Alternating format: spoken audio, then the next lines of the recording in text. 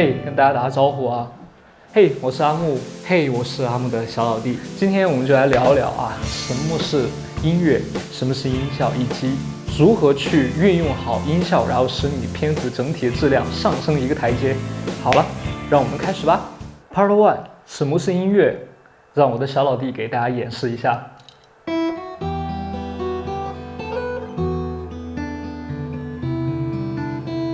好，这就是所谓的音乐。那么音效是什么呢？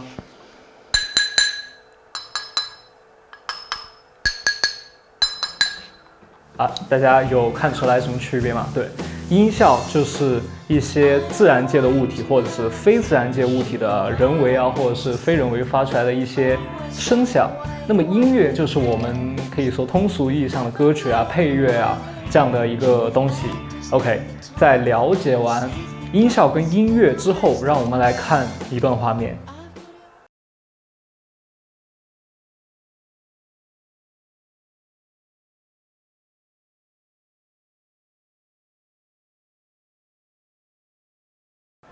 你觉得刚才这段画面有什么问题啊？我觉得拍得很好，但是特别单薄。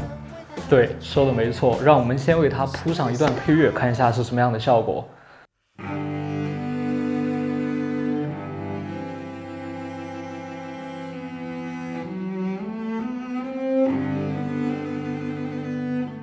铺上配乐之后，感觉好多了，但是总觉得好像还缺点什么东西哦。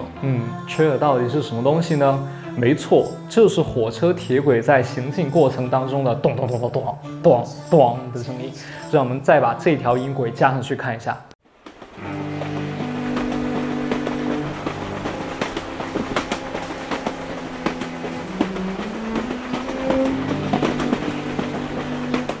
哇，加上这个音效之后，我觉得整个画面给我的感觉变得舒服多了耶。对，这就是我们音效配合音乐的作用，可以让你画面的整段的画面除了在视觉表达方面，在听觉上会有一个更深层次的递进，会让你的整个的视听语言变得更饱满。OK， 让我们再来看下一段画面。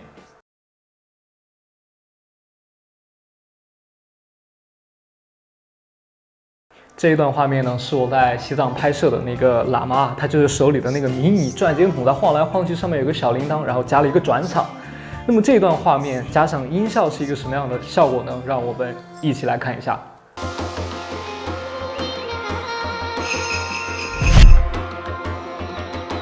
哇，加上这个音效之后，我觉得整个画面给我的感觉变得舒服多了耶。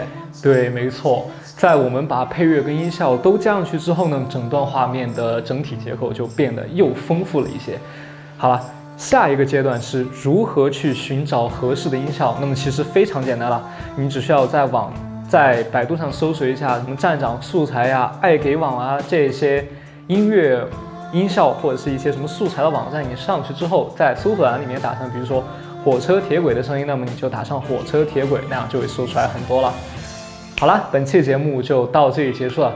如果觉得可以的话，投币、点赞、收藏，一键3连。我的小老弟说的非常正确。好了，让我们下期再见吧，拜拜。